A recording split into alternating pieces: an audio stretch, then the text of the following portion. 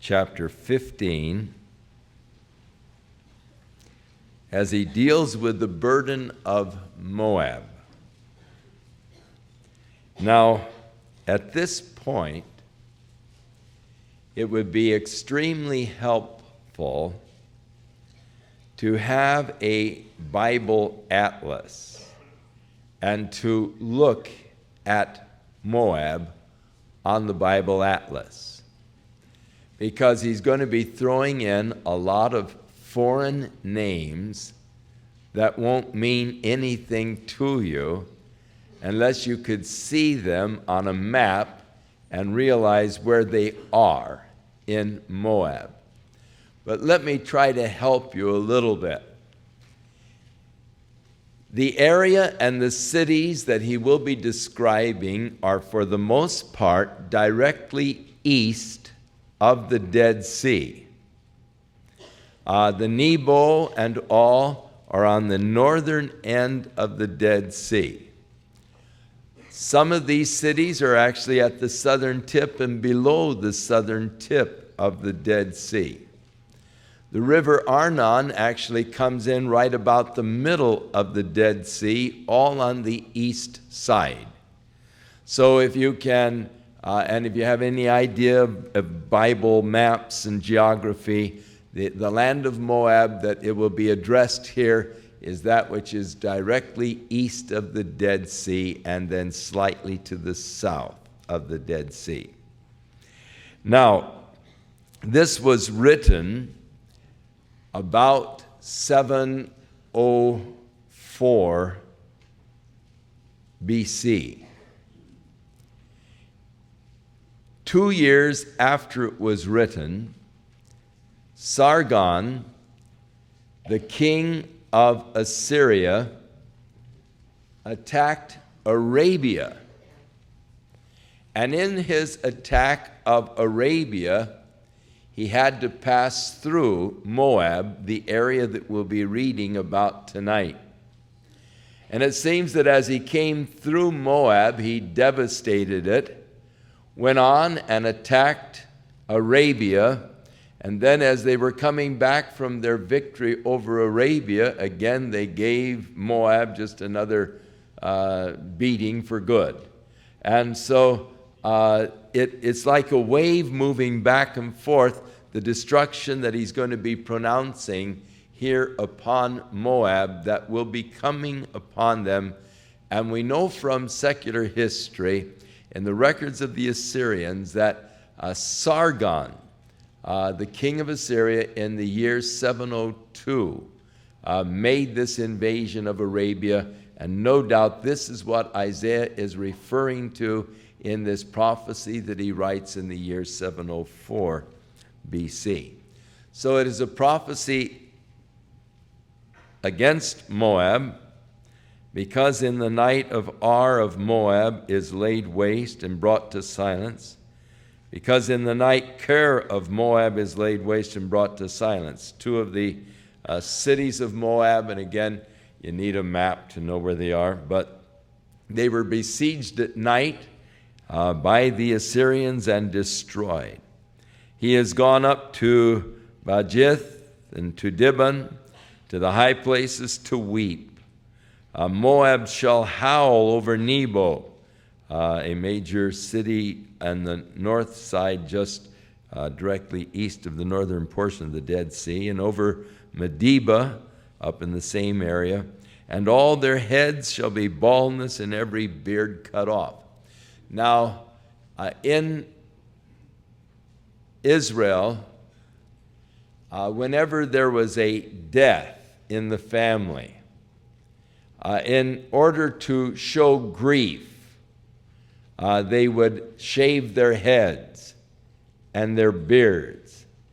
And then for a period of time, they would not shave. They would let their beards grow and let their hair grow. And then at the end of the period of mourning, they would again cut it off and offer it as a offering unto God. But the shaved head and the chopped or cropped beards was a sign of grief and of mourning over the dead. And thus the sign of the mourning that would be taking place in Moab because of this invasion by the Assyrians and by the many people and cities that would be destroyed. In the streets they shall gird themselves with sackcloth, another sign of great mourning. You wear this itchy sackcloth, which they think is probably made of camel hide worn backwards, and a camel is a very sticky kind of a bristly fur on it, and it would be very uncomfortable indeed. On the tops of their houses and in their streets, everyone shall howl.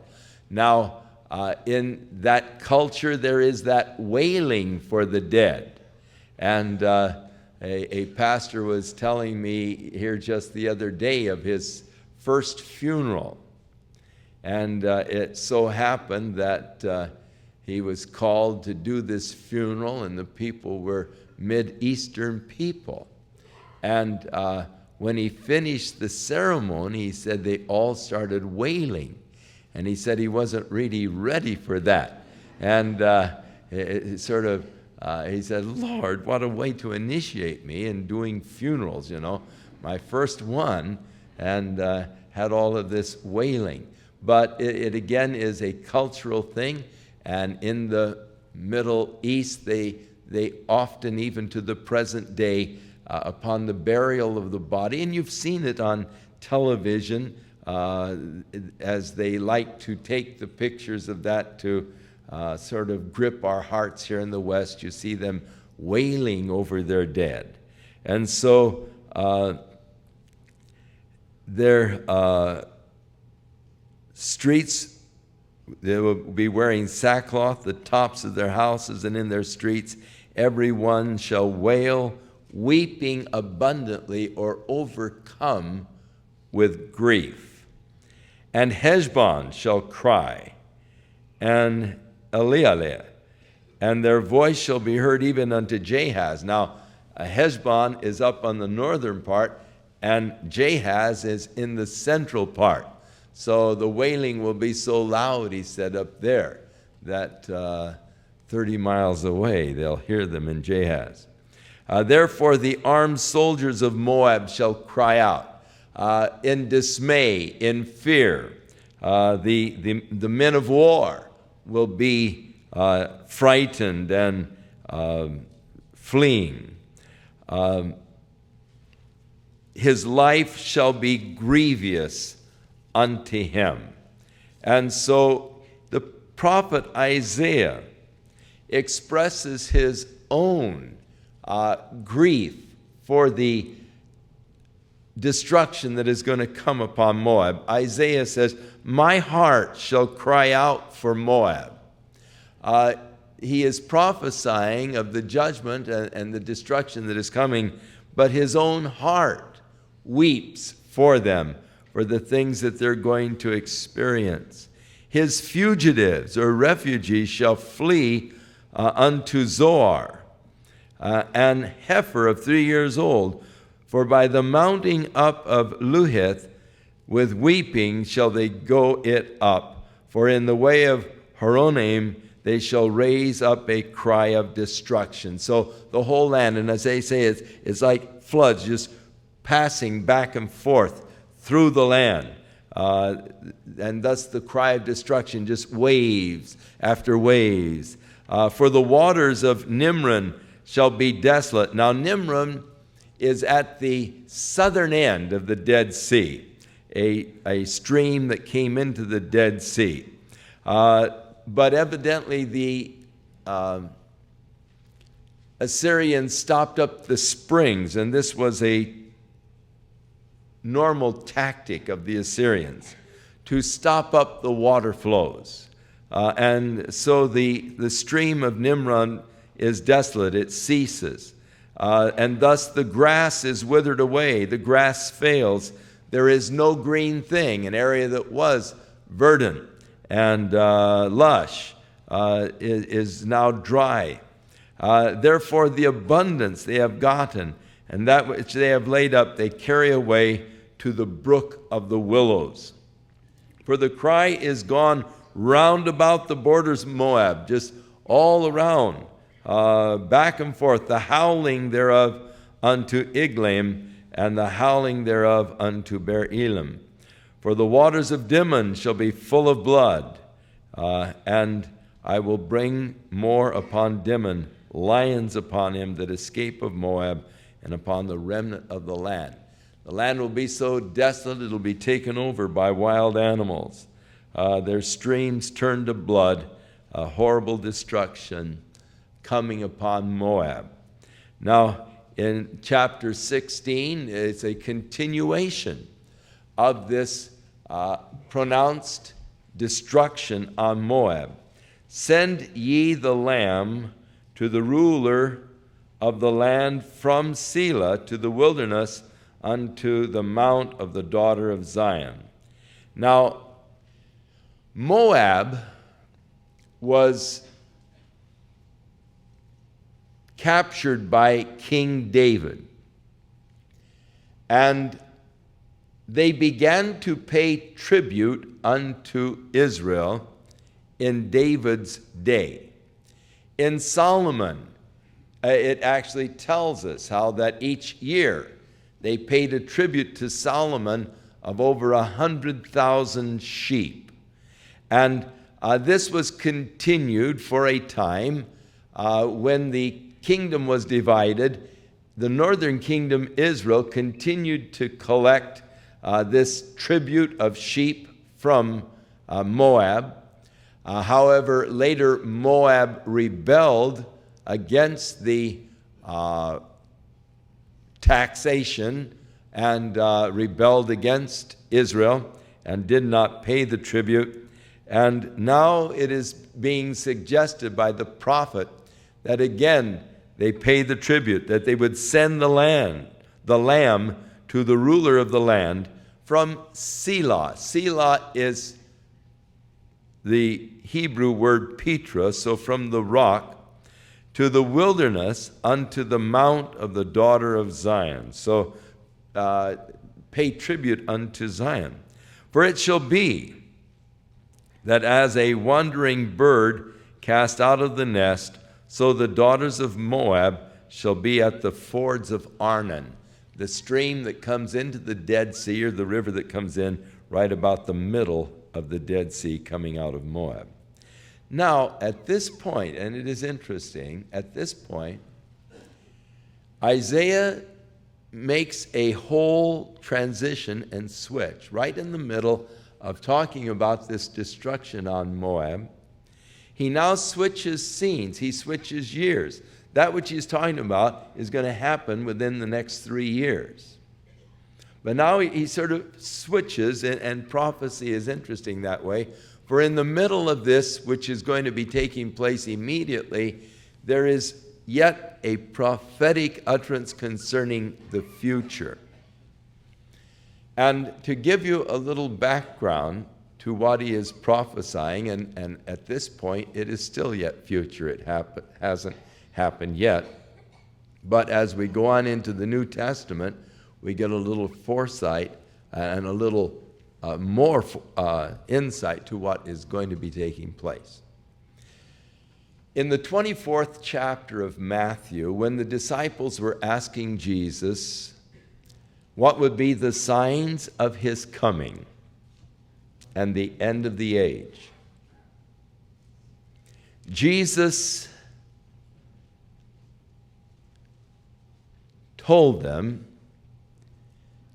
that when they saw the abomination of desolation that was spoken of by Daniel the prophet standing in the holy place, then flee to the wilderness. Remember that passage? He said, if you're on the housetop, don't even stop in your house to get your jacket. If you're out in the field, don't even return to your house. Get out of there as quickly as you can. Flee to the wilderness. Now, that was referring to the abomination of desolation spoken of by Daniel the prophet. So you have to go back to Daniel the prophet. And in the 9th chapter, we read of the abomination that causes the desolation.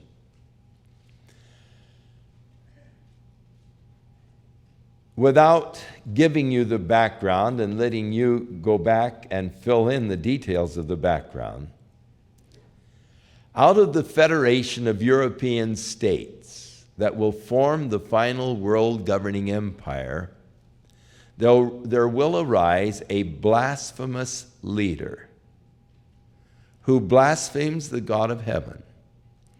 He will have the economic power of the combined states of Western Europe. He will be the most powerful man on the face of the earth. He will have demonic powers by which he will work wonders and signs in the eyes of the people. This man is known in the scriptures as the beast. He is known as the man of sin. He is known as the son of perdition, and also known as the Antichrist. He will come to Israel and make a covenant with Israel, a 7-year type of a treaty. And with this, or in this covenant with Israel, will no doubt be included the permission for them to rebuild their temple. Now, in Israel today, the faithful of the Temple Mount Foundation have banded together to rebuild the temple. I mean, that's their goal. That's the goal of their existence, is the rebuilding of the temple. They have already begun to make the robes for the priest. They've begun to make the furnishings for the offerings in the temple. And there is a plan and a desire to rebuild the temple. About 3 weeks ago, there was quite a bloody incident in Jerusalem because of this faithful of the Temple Mount Foundation. For on the last day of the Feast of Tabernacles, or Sukkoth, they were planning to go to the Temple Mount and place a stone on the Temple Mount, which was to be a symbolic act of the first stone of the rebuilt temple. And it was to be a symbolic act by which they were declaring or seeking to make a declaration to the world that the Temple Mount is sacred to the Jews, and they have a right to build a temple there that they might worship God. It is just as sacred and holy to the Jews as it is to the Muslims. And these people of the faithful to the Temple Mount Foundation were planning this demonstration on Sukkoth, the last day of the feast, which is the great day of that feast, as we read in John. And Jesus stood and cried on that day, saying, "If any man thirst, come to me and drink." Now, the Arabs, or the Muslims, had received word that this group was going to come to the Temple Mount, place that stone in a symbolic gesture, and pray for the temple to be rebuilt. And thus they armed themselves with piles of stones and bricks on the Temple Mount, waiting for them to come, intending to drive them off with their stones and bricks. The police stopped this group and their march several blocks away from the Temple Mount. And they did not allow them to proceed. They forcibly prohibited them to make this declaration because there was an order of the court in Israel that was an injunction against this demonstration, because they knew that it would create tensions and problems. So the group was stopped by the police. In the meantime, there at the western wall where the Jews assemble for prayer, some 20 to 30,000 Jews had gathered there to pray on this holy day. As the prayers were being finished and the Jews started to leave that area, the Muslims on top, with their piles of rocks and bricks, not having anyone to throw at, decided to throw at the people who were leaving the prayer, those people down below.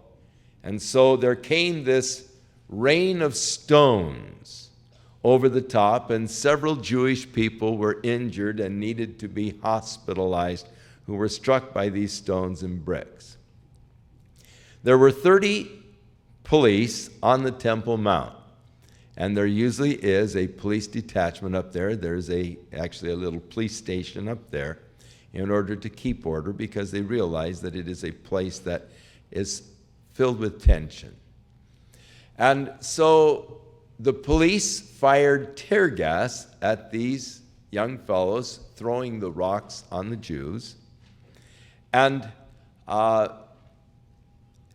then over the museum, the little loudspeakers that are all over Jerusalem where they call the Muslims to prayer 5 times a day, over these museums, they began to call the Muslims from all over Jerusalem to come to the Temple Mount for a holy war against the Jews and to kill the Jews who were trying to profane the Temple Mount.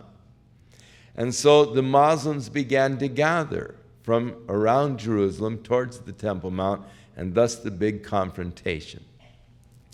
Those on the Temple Mount then began to throw the stones at the police who had fired the tear gas. And so the police responded with rubber bullets. And many of them were injured as the result of being struck by the rubber bullets, but they set fire to the police station and continued to stone them, and then the police opened with live ammunition. And this is the thing that the UN is looking into in all of this. The police then responded with their live ammunition. 19 Arabs were killed, 150 were injured, and the riot was put down. And immediately the UN called for a condemnation of Israel, and the U.S. backed the condemnation. Interesting that about the same time, over 150 were killed over in India as the Muslims and the Hindus were into it over there. But I didn't hear anything about a UN resolution to censor India, because of the put down of the riots there. But as it, be that as it is, there is tension. The Jews do want to rebuild their temple. And according to the Bible, the temple will be rebuilt. And no doubt, this covenant that the Antichrist makes with the Jews at the beginning of the last 7-year period will include in that covenant or treaty the permission to rebuild the Temple Mount. Now, the big knotty issue of it is that right in the center of the Temple Mount, there stands the Dome of the Rock Mosque. And how can you rebuild the temple when the Dome of the Rock Mosque stands right in the center part of the Temple Mount area? 322 feet north of the Dome of the Rock Mosque, there is a little flat bedrock area called the Dome of the Tablets, which is directly in from the east gate. And many of the scholars believe that this is the site of the Holy of Holies for Solomon's temple, A man by the name of Dr. Asher Kaufman has probably done more research on this subject than any man alive. And after all of his years of research, he is absolutely convinced that this Dome of the Tablets is indeed the place of the Holy of Holies of Solomon's temple, which would mean that the Jews could build again their temple over the site of Solomon's temple and not have to touch the Dome of the Rock Mosque. The whole issue could be settled by just building a wall north of the Dome of the Rock Mosque, leaving the whole southern end of the Temple Mount for the Muslims to have their holy place of worship, Al-Aqsa Mosque and the Dome of the Rock. And they would have that whole southern end for their place of worship. And the northern end, which is about 15 acres, could be given to the Jews for the rebuilding of their temple. And from Ezekiel chapter 42, it would appear that that is and will be the solution, because Ezekiel in vision saw the new temple. He measured the temple and the courts, and he measured a wall 500 reeds that was there to separate the holy place from the profane, in Ezekiel's words, or the new area of the temple from the Dome of the Rock Mosque. When John, in the book of Revelation chapter 11, saw the new temple and was given a ruler to measure it, he was ordered to measure the temple and the courts, but the Lord said, don't measure the outer court. It's been given to the Gentiles. So if you were here, and by the grace of God, I hope you're not, but if you were here in that period when the Antichrist is revealed and they begin to rebuild the temple, I am certain that you will find that the solution that they will come up with that will satisfy both Jews and Arabs, they'll agree to it. I don't think they'll either one be satisfied. It'll still be tense between them. But it will be the suggestion that a wall be built north of the Dome of the Rock Mosque, and that full area north of that be given to the Jews for the rebuilding of their temple, and they will rebuild it over the site of Solomon's temple, and the outer court will not be a part of it because that's where the Dome of the Rock Mosque is, and it'll be separated with a wall. So Revelation 11, Ezekiel 42. Now, after 3.5 years, when the Jews have reinstituted their sacrifices and their daily prayers there on the temple, then the Antichrist will come to Jerusalem, and he will go into the temple, into the Holy of Holies of this rebuilt temple. And that's what Jesus is talking about when you see the abomination of desolation that was spoken of by Daniel the prophet standing in the holy place. Daniel tells us in chapter 9 that the prince of the people that shall come will make a covenant with Israel, but in the middle of the 7-year period, he'll break that covenant, and he will create the abomination that will cause the desolation. The desolation is the Great Tribulation. And he will create the final abomination that will bring on the wrath and the judgment of God, the desolation, as the Great Tribulation period will begin. And so Jesus said, when you see that happen, when he comes, and Daniel tells us further in chapter 12, that he'll cause the daily prayers and oblations to cease. Jesus said, when you see that happen, then flee out of Jerusalem. And don't bother going to your house to get a jacket. Get out of there as quickly as you can, because he said there shall be then a time of great tribulation, such as the world has never seen before or will ever see again. Now, in the book of Revelation again, chapter 12, John sees in vision this woman clothed with the sun and the moon and the 12 stars, or the nation of Israel. And she is in travail, ready to bring forth the man-child. And when it is born, Satan tries to destroy it, but he's taken up into heaven. And when Satan sees that he has been thwarted by that, he turns to make war against the remnant of the woman's seed. But they are given wings of an eagle, where they are to be born to the wilderness place that God has prepared for them, where they will be nourished and taken care of for 3.5 years.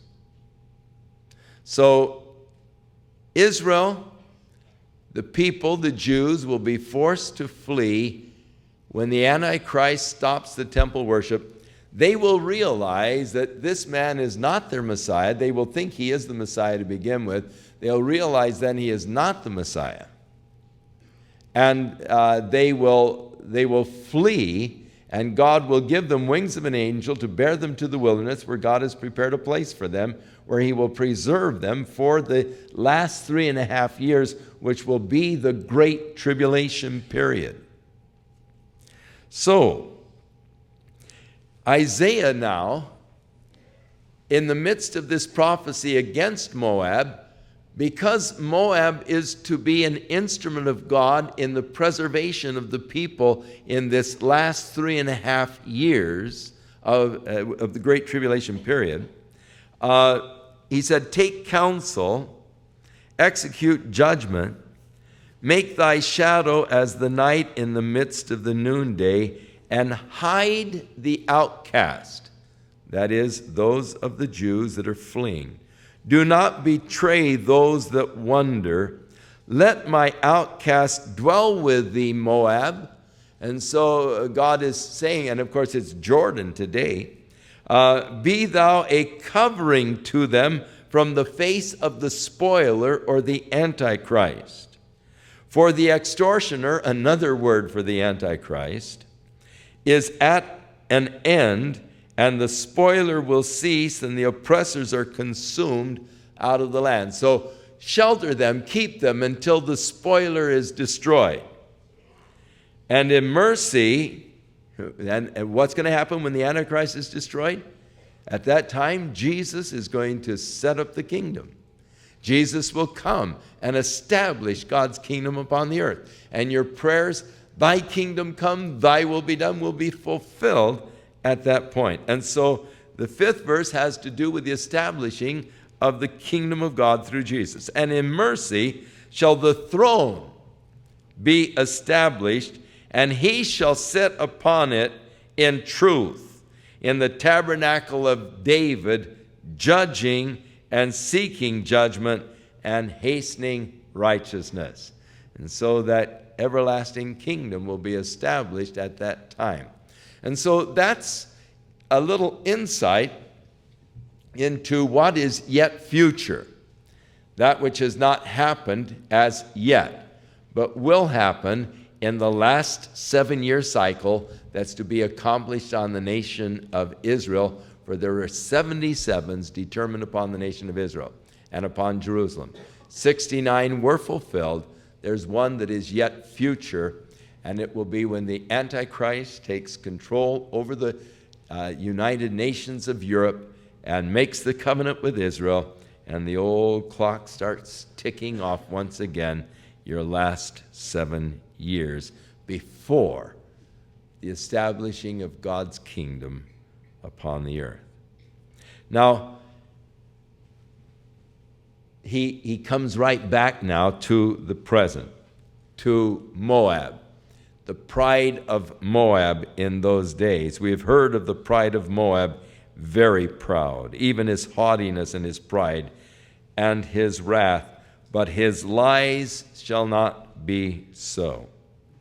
Therefore shall Moab howl. The pride will turn into howling. For Moab and everyone shall howl. There's that wailing again. For the foundations of Kir Hareseth shall ye mourn. Surely they are stricken. Again, the Assyrians wiping back and forth through the land, hitting the major cities, and even the fields. Now, it is interesting that it was the practice of the Assyrians to destroy the orchards and the crops. No reason, it's just devilishness. Part of the cruelty of the Assyrian. And so the fields of Heshbon languish. The vine of Sidma and the lords of the heathen have broken down the principal plants thereof.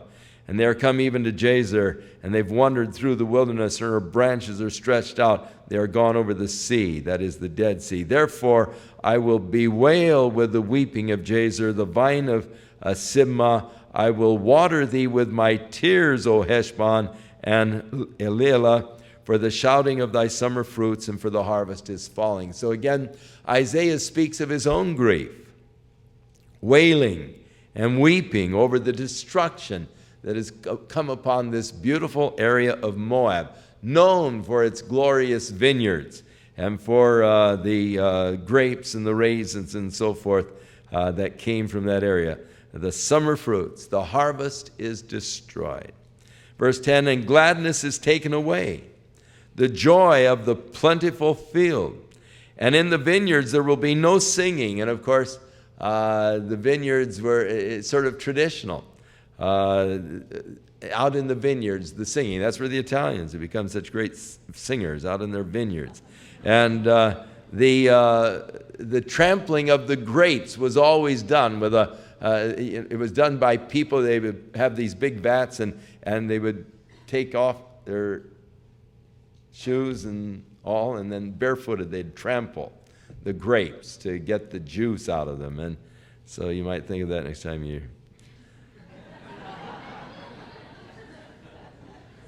We do it more scientifically today, but they still do that in some parts of the world. Great time. I mean, it's just a time of festivities as they're trampling the grapes and making the wine. So the treaders shall tread out no wine. The treaders are those who are barefooted, jumping on the grapes, in their presses.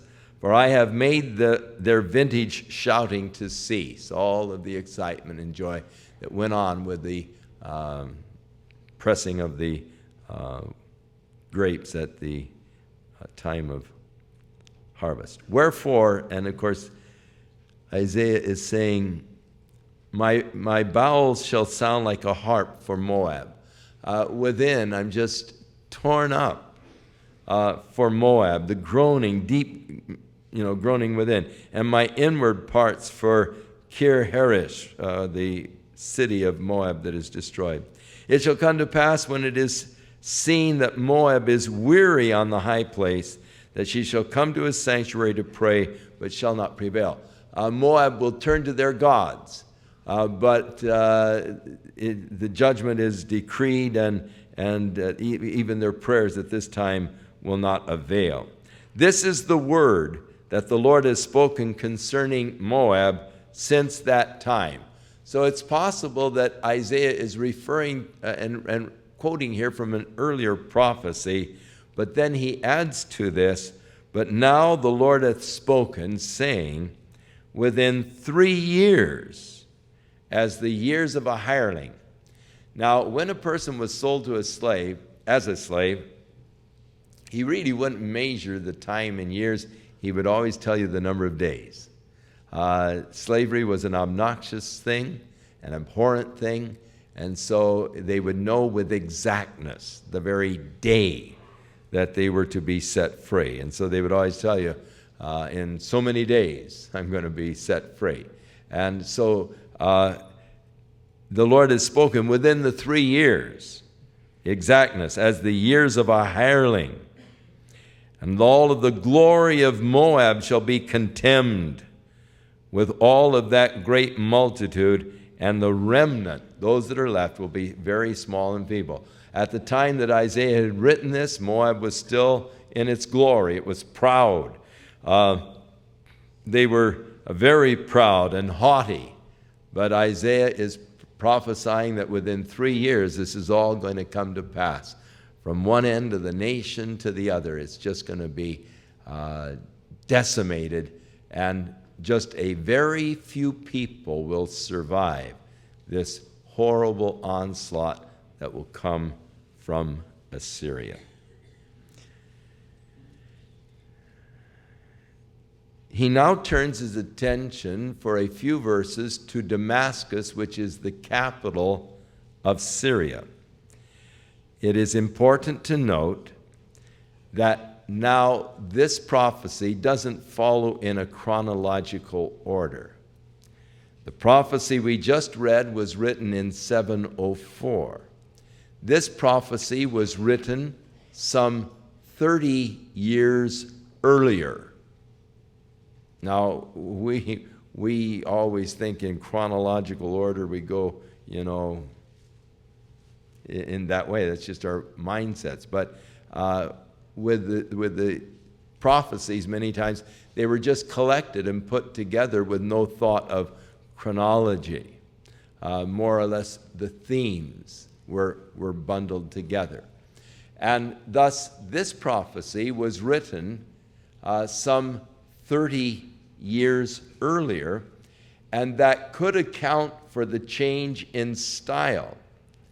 There are those Bible critics that question whether or not Isaiah was the author of chapters 15 and 16, because they say that there is a certain style that is deployed, and it is not a typical Isaiah style. Well, I'll tell you what, if you read some of the things that I wrote 30 years ago, and you would read something that I would write today, my writing style has changed rather dramatically in 30 years. And if it were analyzed by a computer or by critics, they'd probably say, well, it wasn't the same man that wrote both of these. There's a different style and all. Well, in 30 years, God help you, you must have gained something, and your style surely could change in that period of time. I know that mine has. And so this was written some 30 years earlier, and he speaks of this burden of Damascus. Now, this is before Damascus fell, just a few years before the Assyrians destroyed Damascus, and that was under Tiglath-Pileser. And Moab was destroyed by Sargon, one of the later kings of Assyria. So the burden of Damascus, behold, Damascus is taken away from being a city. He is prophesying and predicting the destruction that will come upon Damascus. And it shall be a ruinous heap. The cities of Aurora are forsaken.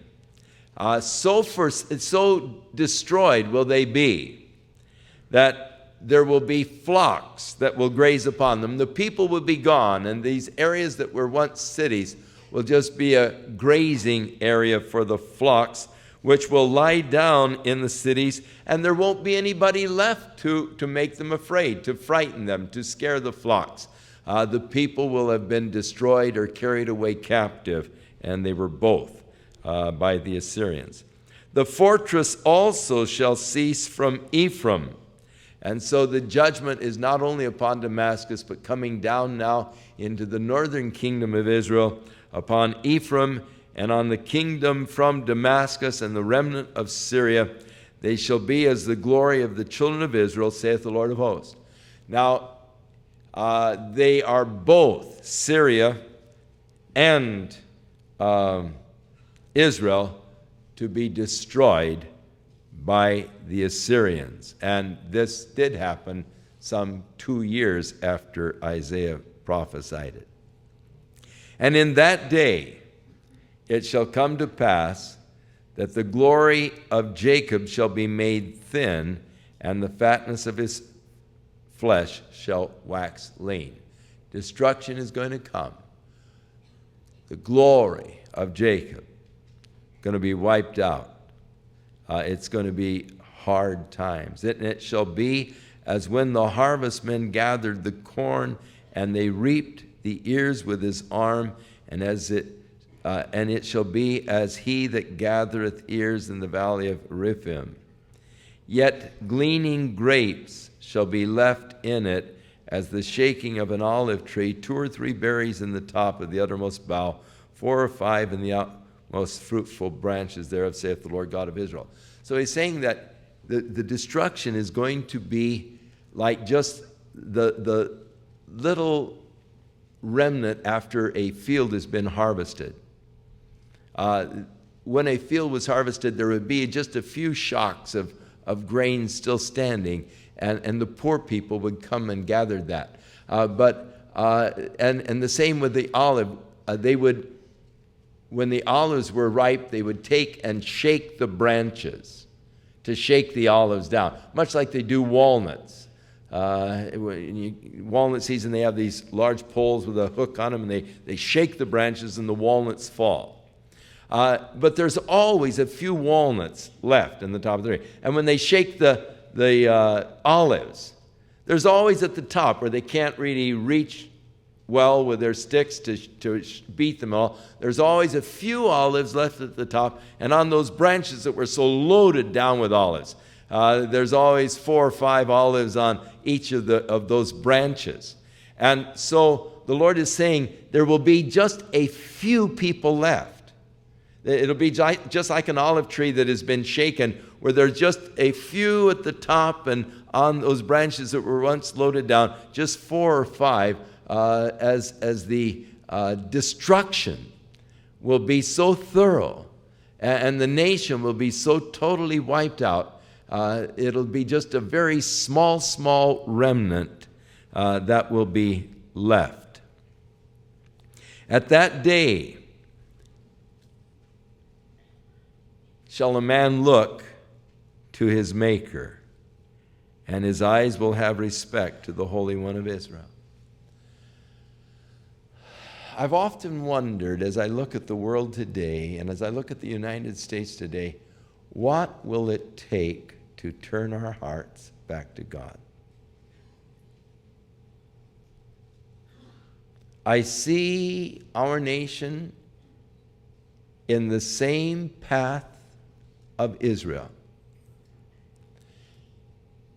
As Jeremiah the prophet said, God said through Jeremiah, they have forsaken me, the fountain of living waters, and they have hewn out cisterns.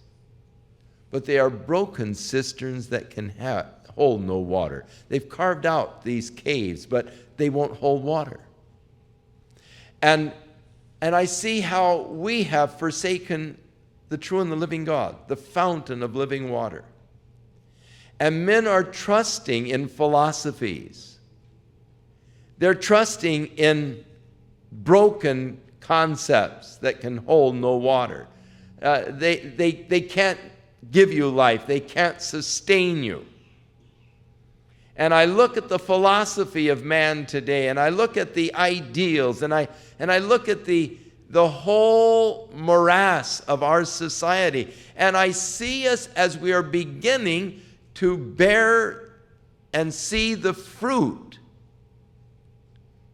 of having sown to the wind.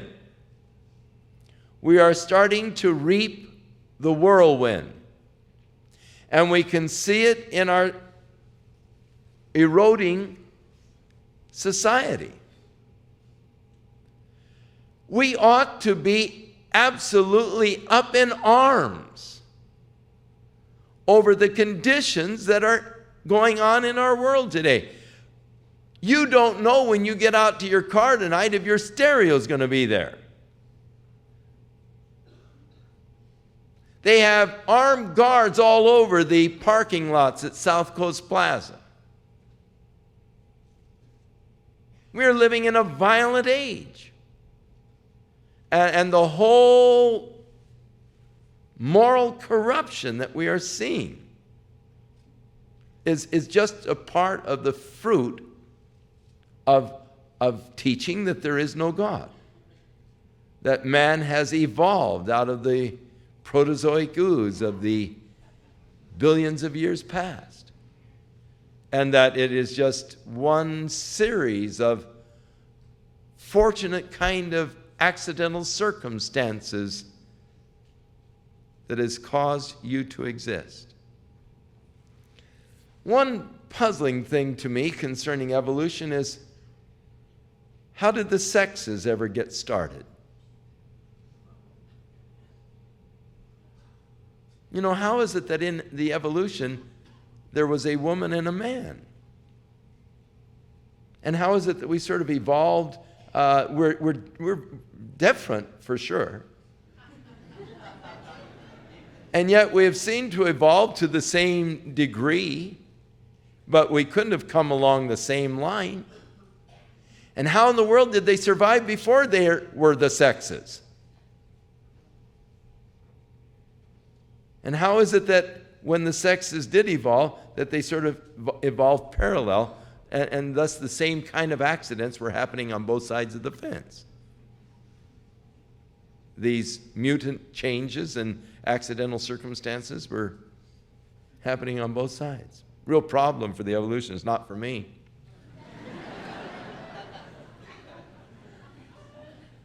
Because I believe that male and female created he them. And I think when he did it, he just showed a lot of interesting genius. And I love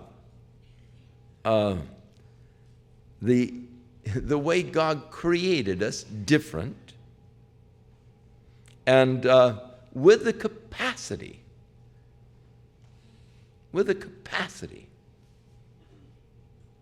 to reproduce after our kind. That to me is such a marvel, such a miracle, such a glorious miracle. Reproduction. I just think it's great. Then even giving us the sex drive so we would want to reproduce. For you see, without the sex drive, Adam would have gone fishing and the story would have ended right there.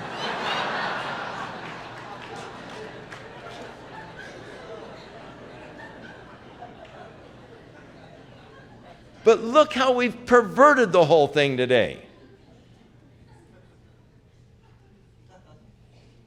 Men living with men, women with women. And now the homosexuals are talking about producing laboratory children so that they can, create their own race. Marriage will not be necessary. Relationships between opposite sex will not be necessary. We've gone so far. I marvel that God has been patient and has allowed us to go as far as we have. But what will it take to turn us back? When are we going to wake up that this is a one-way street to destruction? Now, here is Israel. Man, there's only, a few berries left in the top of the tree. There's only a few berries left on the fruitful branches. And at that point, they turn to God. Is it going to take that kind of a judgment against the United States before those that are left will turn to God? What will it take?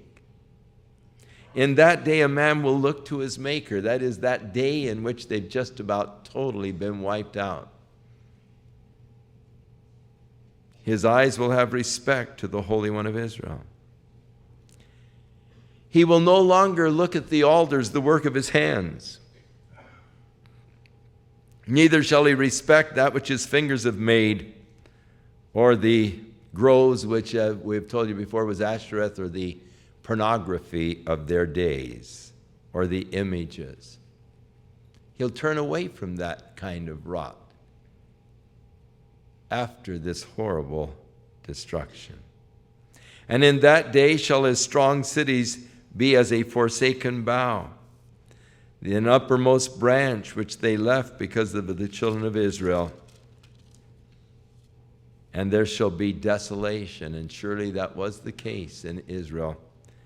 It was completely desolate. Because, and this is the reason why it happened, because you have forgotten the God of thy salvation, and you have not been mindful of the rock of your strength.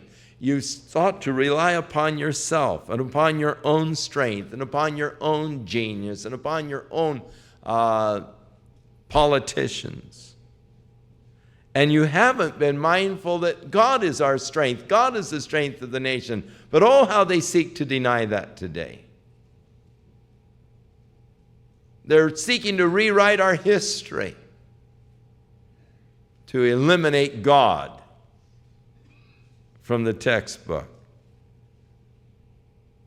But America is strong because of our founding fathers having a faith in God. Our early colleges, Yale, Harvard, and all, were built to train men for the ministry. And it was from these colleges where men were trained for the ministry and born again that they looked for the leadership for our government. And our early government was filled with Christian legislators who had come from Yale and Harvard and these colleges that were built as seminaries to train students and train men to serve the Lord. And some served the Lord in the pulpits, and others served him in the halls of Congress. But there was that spiritual tenor in the early part of our nation, and that's why we became strong and powerful. But now go back there. And I think it's just endemic of the whole tragic scene that the highest alcohol per capita consumption in the United States takes place in Washington, D.C. Our legislation, the lobbying that goes on in the bars, because you have forgotten the God of your salvation. You have not been mindful of the rock of your strength. Therefore, you will plant pleasant plants, and you will set them with strange slips. This is a reference to an interesting cult, and you can read it in history. There was this cult where the women would plant these various plants and seek to develop them with some kind of mystic and magical kind of background. And it's a cultish thing that was going on with the women of Israel. In the day shalt thou make thy plant to grow, and in the morning thou shalt make thy seed to flourish, but the harvest shall be a heap in the day of grief and desperate sorrow. So woe to the multitude of many people which make a noise like the noise of the seas. This is the invading army that is going to come, this noise of the army, like the noise of a stormy sea. The rushing of nations that make a rushing like the rushing of the mighty waters. An army in battle as they come charging down, the yelling and the clanging of the spear, of the shields and so forth, and this roar that comes up from this battle. The nations shall rush like the rushing of many waters, but God shall rebuke them, and they shall flee far off, and shall be chased as the chaff of the mountains. God is going to deal with Assyria. Assyria has destroyed Israel, but yet God will deal with Assyria, and he'll wipe her out. It'll be like chaff in the top of the mountains, where the wind just comes and blows it away. You remember in Psalm 1, where he talks about, blessed is the man who stands not in the way of the sinner and in the seat of the scornful, but whose delight is in the law of the Lord. And in his law does he meditate day and night. Be like a tree planted by the rivers of water. But the wicked are not so, but are like the chaff which the wind bloweth away. So the wicked are to be blown away like chaff on the mountain. They would usually take rocks on the top of a mountain where there's a good breeze, nothing to hinder the breeze, and that's where they would sort of winnow the wheat. They would take the wheat and throw it in the air, and the wind would blow the chaff, the hull, and all, it would blow it away, and the grain would drop back on the rock. And so the nation is going to be blown away like chaff is blown away from the mountaintop.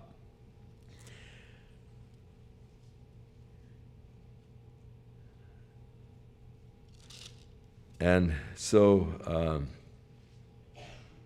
they'll be chased as the chaff from the mountains before the wind, and like the rolling thing before the whirlwind. That is the tumbleweeds. You ever seen tumbleweeds that are taken up in a whirlwind and all, and just wiping them out? Behold, at eventide, trouble, and before the morning he is no longer existing. And this is what happened. In the evening, the angel of the Lord went through the camp of the Assyrians, wiped out 185,000, blew them away like the chaff, like a tumbleweed. And in the morning, they weren't there.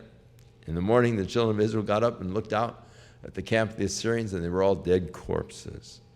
The prophecy was fulfilled. So this is the portion for those that spoil us. This is what's going to happen to Assyria. And this will be the lot of those that have robbed us. So God's judgment upon Assyria. Next week,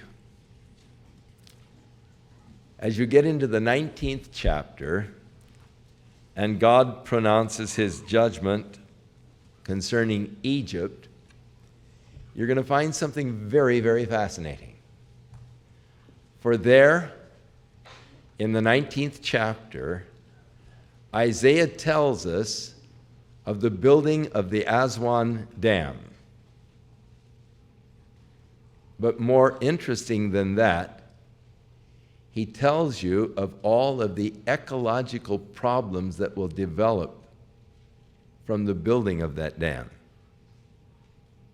And the interesting thing is that today, those ecological problems that Isaiah predicted would follow the building of the Aswan Dam have indeed taken place.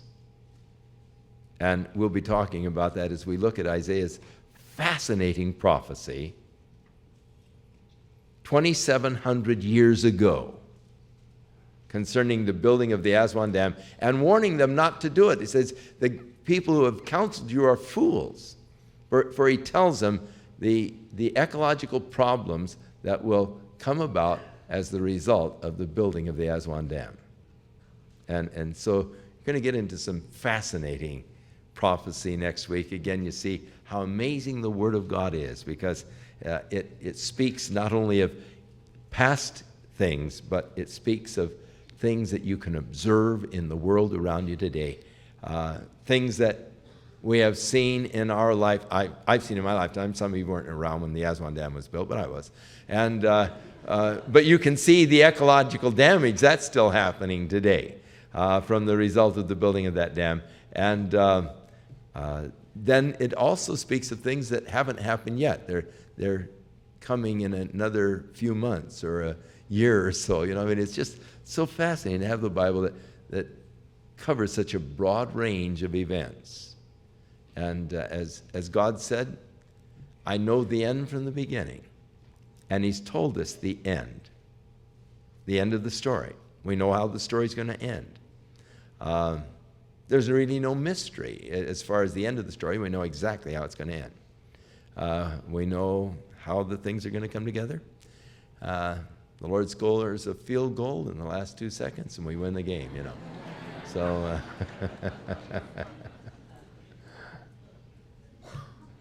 shall we stand?